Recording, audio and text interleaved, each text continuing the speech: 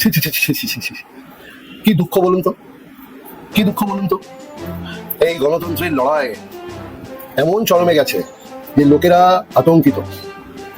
একটা সামান্য নির্বাচন, একটা সামান্য নির্বাচন যেটা নাকি দেশের স্বার্থে, দেশের ভালোবাসার জন্য, দেশের উন্নতির জন্য কিছু রাজনৈতিক দল চেষ্টা করছে যে তারা নাকি দেশ সেবা করবে, জনসাধারণের সেবায় তাদের জীবন কাটাবে।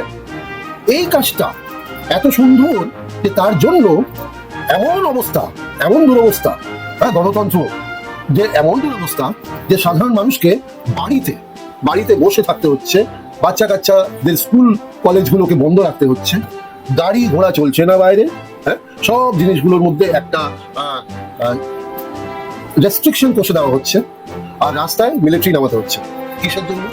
কিসের জন্য এত আতঙ্ক একটা মানুষের, আমাদের এত আতঙ্ক মানুষের? এটা কি নির্বাচন? এটা কি দেশের ভালোবাসা? এটার জন্যই কি রাজনীতি?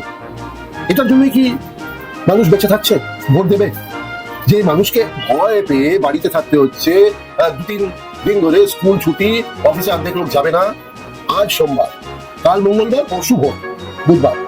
আপনারা ভেবে দেখুন তো, ভোটের পরেও যতদিন না ইলেকশনের রেজাল্ট বেরোচ্ছে ততদিন স্কুল ছুটি, অনলাইন ক্লাস। কেন? কেন? এই জন্যই আমরা এই দেশে বাস করি। সে রাজ্য সরকার হোক বা কেন্দ্র সরকার হোক, তাদের কি প্রকল্প, কি প্রকল্প? গুন্ডাদের থেকে বাঁচাচ্ছেন মানুষদের, হ্যাঁ মানুষদের কি কোনো বিপদ আপদ, হ্যাঁ মানুষদেরকে কার থেকে বাঁচাচ্ছেন আপনারা? যদি মনেই করেন যে সমাজে এত বিশৃঙ্খলা রয়েছে, এত গন্ডগোল হতে পারে, এত লোকেরা, এত দুরবস্থা যদি মনে করেন, তাহলে তার তার এগেইনস্টে আপনারা এতদিন ধরে এই যত আইনজীবীরা আছেন তারা কি করছেন?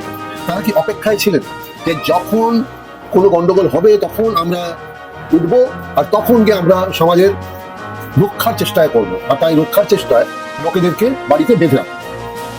মোটরসাইকেল চালাতে দেবে না, মোটরসাইকেল চালাতে দেবে না। কেন? অযথা মোটরসাইকেল, আমি আমার ইচ্ছে চালাবো, আমার মোটরসাইকেল আমি ঘুরবো ফিরবো, তাতে আপনাদের কি অসুবিধা আছে? কিন্তু সেটার উপরে আপনাদের প্রতিরোধ কেন? প্রতিরোধ হবে এগুলো নিয়ে? আপনারা বলুন তো। কি আমরা সাধারণ মানুষ, আমাদের ইচ্ছে হচ্ছে ঘুরবো, আমার ইচ্ছে হচ্ছে বাজার যাবো, বাস চলছে না, অটো কমে গেছে, স্কুল বাস বয়কট করে দিয়েছে 3-4 দিনের জন্য। আর আমাদের অফিসে জানি না, মোটরসাইকেল ছাড়া কোনো উপায় নেই, মোটরসাইকেল নিয়েই যাবো বা গাড়ি নিয়ে যাবো, কিন্তু রাস্তায় মিলিটারিগুলো আমাদের ধরতে পারে। এই ভয়ে আমাদেরকে বেঁচে রাখতে হচ্ছে।